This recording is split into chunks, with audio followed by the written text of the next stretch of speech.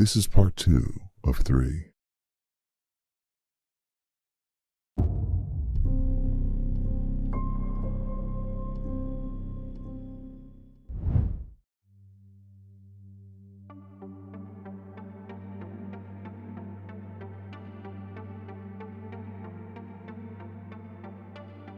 Siddhartha Gautama's journey to enlightenment culminated under the Bodhi tree, where he attained profound insights into the nature of existence. Following this pivotal moment, Gautama, now the Buddha, sought to share these insights with others. His first opportunity came at the deer park in Sarnath, where he reunited with 5 ascetics who had been his companions during his years of rigorous spiritual practice. These 5 individuals became the first to hear the Buddha's teachings, and thus the first disciples in what would soon grow into a widespread spiritual tradition. The Buddha's initial discourse to these 5 ascetics laid the groundwork for all of Buddhist teaching.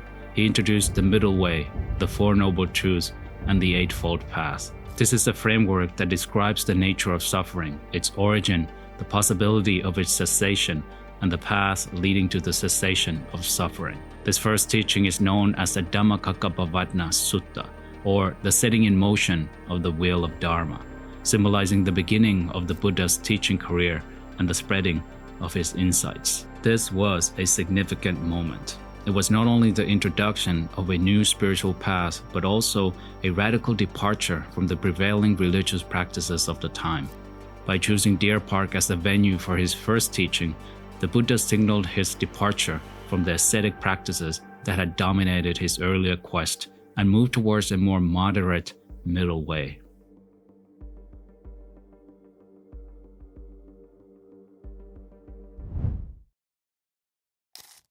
The middle way.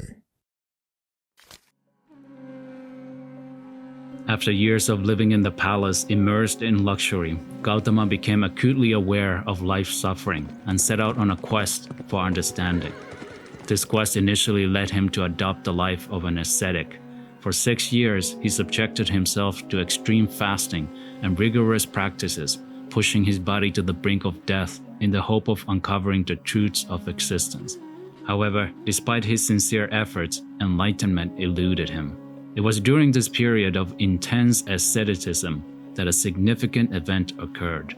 A compassionate act by a villager who offered Gautama a bowl of rice milk became a turning point in his spiritual journey. This simple gesture of kindness and the sustenance it provided marked the end of his prolonged fast and the beginning of a new understanding.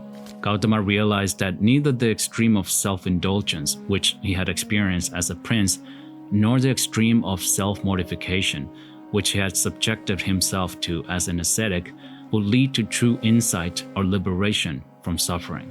This moment of nourishment, both physical and spiritual, highlighted the importance of moderation and care for the body as a foundation for spiritual practice. It underscored the necessity of a balanced approach to the quest for enlightenment, a principle that will later crystallize into the middle way.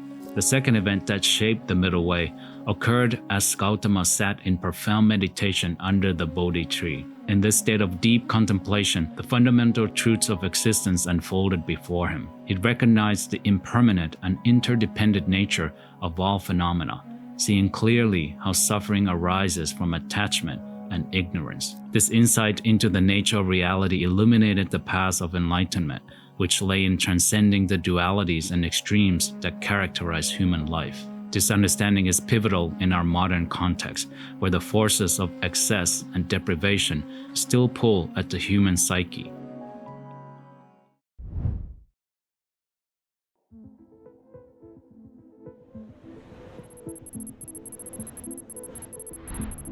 The Buddha's teaching of the middle way offers a timeless solution, a life of balanced values, where neither material excess nor ascetic deprivation leads to genuine happiness or understanding. In an era marked by rapid technological advances and societal pressures, the middle way encourages us to find balance in our lives, balancing work with rest, consumption with conservation, and digital lives with physical presence.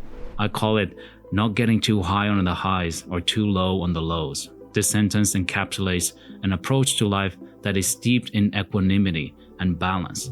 It speaks to the human tendency to oscillate between extremes of joy and despair, urging us to cultivate a state of mind that remains steady and composed regardless of the external circumstances. Equanimity in the context of the middle way is about experiencing life's joys without becoming attached to them and facing life's adversities without being overwhelmed by them.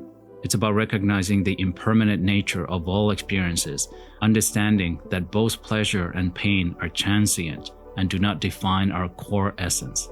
This realization fosters a deep sense of peace and stability as one learns to navigate the vicissitudes of life with grace and mindfulness. The practice of equanimity is beautifully illustrated in the Buddhist concept of upekkha, which is often translated as equanimity or serenity. It is one of the 4 sublime states, Brahma Viharas, that Buddhists are encouraged to cultivate. Upekkha involves observing experiences without judgment, accepting them without attachment or aversion, and understanding their ephemeral nature. This state of balanced awareness allows individuals to respond to life's highs and lows with wisdom and compassion, rather than being propelled by reactive emotions. Modern psychological research echoes the benefits of such an approach. Studies have shown that emotional regulation, a skill closely aligned with equanimity, is crucial for mental well-being. By not getting overly attached to positive experiences or unduly distressed by negative ones, individuals can enhance their resilience, reduce stress, and improve their overall quality of life. The application of the middle way to emotional and psychological well-being is particularly relevant in today's fast-paced, highly connected world where external influences can easily sway our inner peace. Social media, for example, can amplify feelings of elation or inadequacy, depending on the nature or interactions and comparisons we make. Adopting a middle way approach encourages us to engage with such experiences mindfully, appreciating the positive without clinging to it, and accepting the negative without letting it define our self-worth. In essence, the middle way is not just a path to personal enlightenment, but a blueprint for a more balanced, compassionate society. It invites us to reflect on our values, our ways of living, and how we interact with the world around us. It asks us to consider not just the extremes of our actions, but the intentions behind them, and to find a harmonious path that leads to well-being, happiness, and peace. The Buddha's first teaching at the deer park in Sarnath was not merely the start of a spiritual tradition. It was the unveiling of a profound truth about the nature of life and the path to true liberation.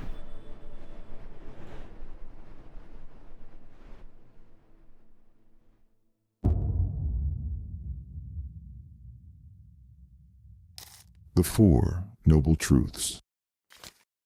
At the heart of the Buddha's teaching are the 4 Noble Truths, principles that offer a deep understanding of human existence and a path to liberation.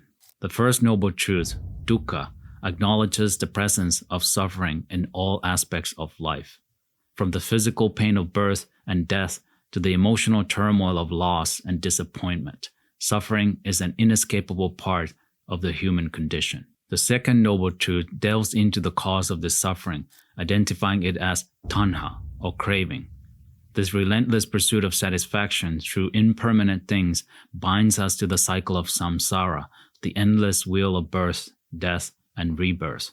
However, the third Noble Truth brings a message of hope. Nirodha, the cessation of suffering, is attainable. Enlightenment or nirvana is possible through the extinguishing of craving, offering a release from the cycle of samsara and a state of ultimate peace and liberation. This leads us to the fourth Noble Truth, which outlines the magga, or the path that leads out of suffering. The Buddha presented the Eightfold Path as a practical guide to the ethical living, mental discipline, and wisdom. It begins with right understanding and right intentions, creating a foundation for ethical and mindful living. Right speech, right action, and right livelihood guide us in harmonious interactions with others, while right effort, right mindfulness, and right concentration develop mental discipline and wisdom. The Eightfold Path is a comprehensive and nuanced topic that requires its own dedicated video. There are a lot of resources available on the Eightfold Path, and I encourage you to seek them out for a more in-depth understanding of Buddhist teachings. The 4 Noble Truths, though, That's a topic I will delve into more deeply. While it might seem simple and straightforward at first glance, there's a wealth of profound wisdom within it that's worth exploring.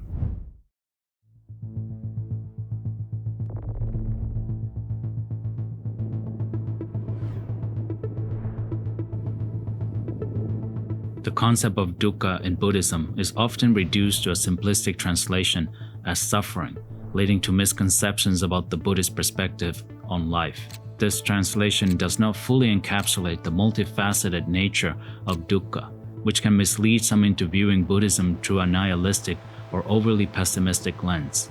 In reality, Buddhism offers a deep understanding of life's challenges and a methodical path to overcoming them. Dukkha, while commonly translated as suffering, contains a broad range of unsatisfactory experiences, from the acute agony of illness and loss to the subtle discontentment arising from impermanence. The English word suffering often evokes images of extreme distress or misfortune, such as the grief from the death of a loved one, the pain of illness, or the despair of financial ruin. However, dukkha extends beyond these intense manifestations to include the pervasive sense of unease that accompanies life's fleeting pleasures and achievements. Consider the joy of a beautiful sunset, the thrill of a new relationship, or the satisfaction of career success. These experiences, while deeply pleasurable, are impermanent by nature. The beauty of the sunset fades into night. Relationships can change or end. Career achievements may eventually feel hollow or lead to further desire for success. This impermanence means that even life's beautiful and joyful moments carry the seed of dukkha, not because they are inherently flawed, but because our attachment to them can lead to suffering when they inevitably change or come to an end. Buddhist teachings, such as those found in the Dhammapada, highlights this aspect of dukkha. For example, there's a verse that says, "All conditioned things are impermanent. When one sees this wisdom, one turns away from suffering." This verse underscores the link between impermanence and dukkha, encouraging a perspective shift towards liberation.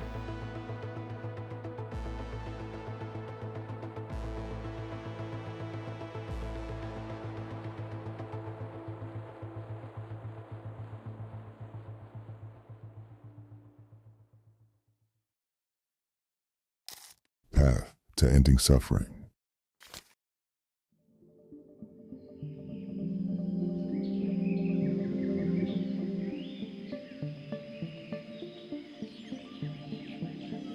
The Buddha's teachings do not end with the acknowledgement of dukkha, but rather use it as a starting point for liberation.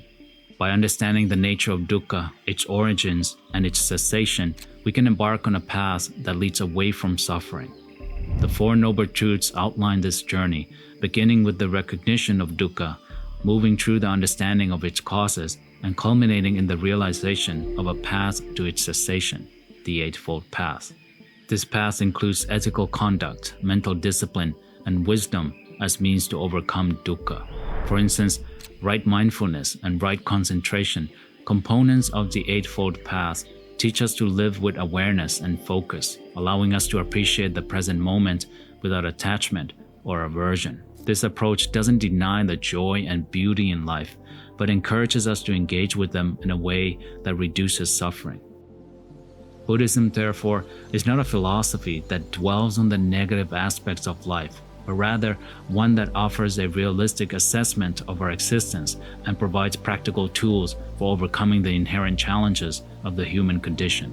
It teaches that while dukkha is a universal experience, it is also the catalyst for growth, understanding, and ultimately, liberation.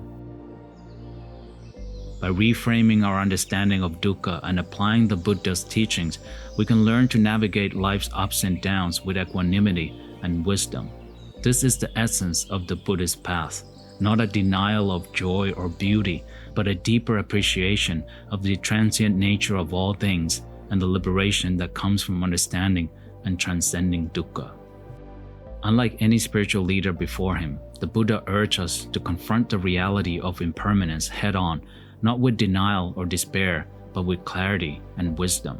His teachings offer not just a philosophical outlook, but a practical approach to living, one that anticipates and addresses the root causes of mental trauma before they manifest. This preemptive wisdom, especially relevant in our times, contrasts sharply with the reactive nature of modern healthcare systems, particularly in the West, where there's a noticeable decline in mental health, especially among the youth. The Buddha's first truth, dukkha, acknowledges the omnipresence of suffering. In a world where change is the only constant, he taught that suffering arises from our resistance to this fundamental truth. Our attachments, desires, and even our aversions are all rooted in a misunderstanding of the nature of reality. By recognizing this, the Buddha set the stage for a radical form of self-awareness that is deeply liberative. The second truth, samudaya, explores the origin of suffering, tracing it back to our cravings and aversions. Herein lies the Buddha's genius. By identifying craving as the root cause of suffering, he provided a clear target for our efforts to find peace.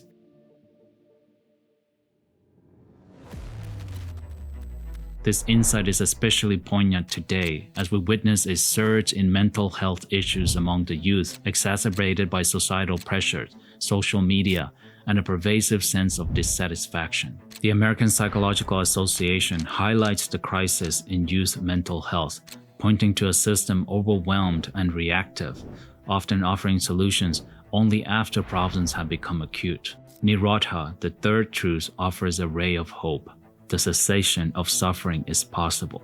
The Buddha didn't stop at diagnosing the human condition. He provided a cure. In contrast to the post-traumatic approach of modern healthcare, which often focuses on managing symptoms after they arise, the Buddha's teachings aim to prevent suffering at its source. This pre-traumatic approach to mental well-being is revolutionary, emphasizing the power of mindfulness and awareness in mitigating suffering before it escalates. Magga, the fourth truth, lays out the Eightfold Path, a detailed guide for living a life aligned with reality. Right understanding, right intent, right speech, right action, right livelihood, right effort, right mindfulness, and right concentration together form a comprehensive approach to life that fosters mental well-being and resilience. By practicing these principles, individuals can cultivate a state of mind that is both prepared for and resilient in the face of life's inevitable challenges. In today's Western world, where the decline of mental health, especially among the youth, poses a significant challenge, the Buddha's teachings offer a timeless solution. While modern healthcare systems play a crucial role in addressing mental health issues, their primary focus on post-traumatic care may overlook the preventive wisdom embedded in the Four Noble Truths. The Buddha taught us to embrace the reality of impermanence, to understand the roots of our suffering, and to live in a way that prevents mental trauma before it occurs. This pre-traumatic philosophy, deeply embedded in the practice of mindfulness and the Eightfold Path, provides a framework not just for individual liberation from suffering, but for creating a society that nurtures the mental well-being of all its members.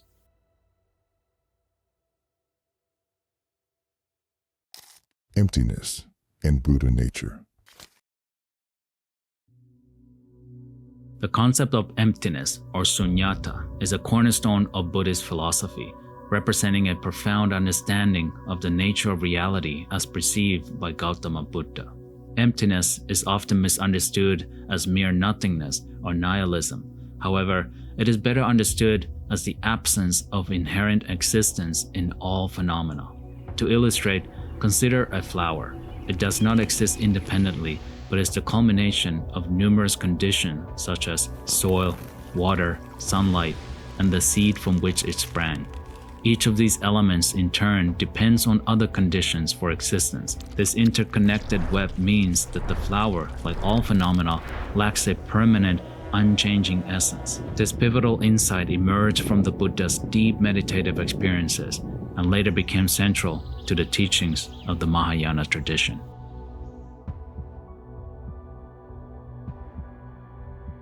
According to the doctrine of emptiness, all things are devoid of intrinsic independent reality, existing only in dependence on a web of interconnections that involve causes, conditions, and the perceptions that label them.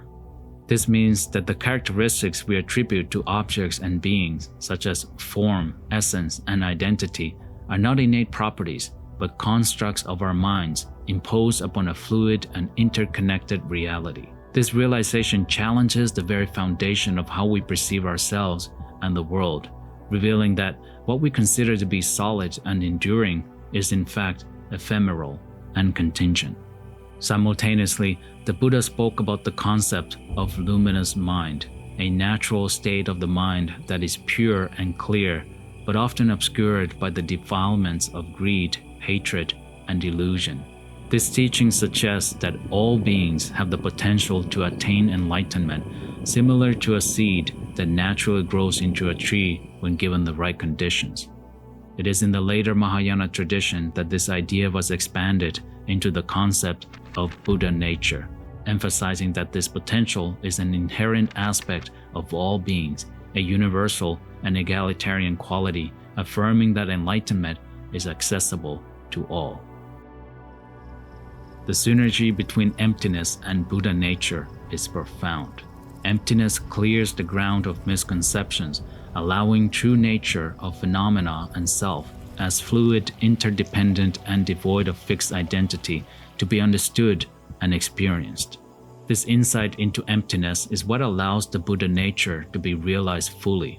It is not about acquiring something new, but about dispelling the ignorance that veils our true nature. By recognizing the emptiness of inherent existence, practitioners are able to see beyond the superficial distinctions and dualities that lead to suffering, tapping into a more compassionate and realistic engagement with the world.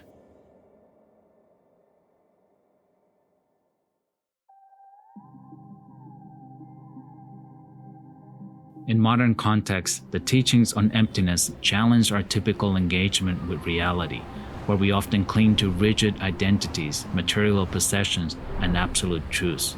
This clinging is a source of much of our suffering, as it sets us against the ever-changing flow of life, leading to conflict, disappointment, and distress when the impermanent nature of things inevitably manifests. Emptiness teaches us to hold lightly to ideas, people, and possessions, fostering a flexibility that aligns with the true nature of things as transient and interdependent. Buddha nature, on the other hand, offers a hopeful message about human potential and ethical capability. It suggests that no one is fundamentally flawed or irredeemable. Enlightenment is within the reach of every sentient being. This view encourages an attitude of intrinsic respect towards oneself and others, promoting a societal ethos of compassion, patience, and understanding. In an era where alienation and divisiveness are common, the idea that we all share a common enlightened essence is a unifying and empowering notion. Together, emptiness and Buddha nature offer two perspectives that help us understand our existence, one that recognizes the deep interconnection of all life and the transformative potential within each individual. This philosophical framework not only guides individuals in their personal journey towards enlightenment, but also serves as a foundation for building a more compassionate and understanding society.